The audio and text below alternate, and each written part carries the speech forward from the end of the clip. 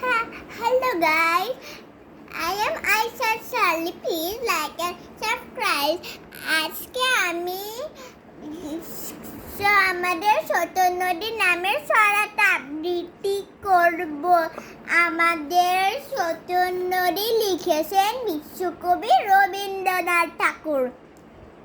আমাদের ছোট নদী চলে বাঁকে বাঁকে, বৈশাখ মাসে তার হাঁটু জল থাকে।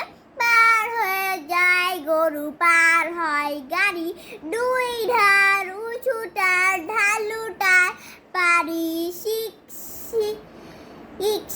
শিক করে বালি কোথা নাই কাদা।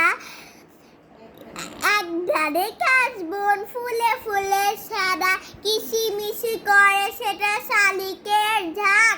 রাতে ওঠে থেকে থেকে শিয়ালের হাঁক।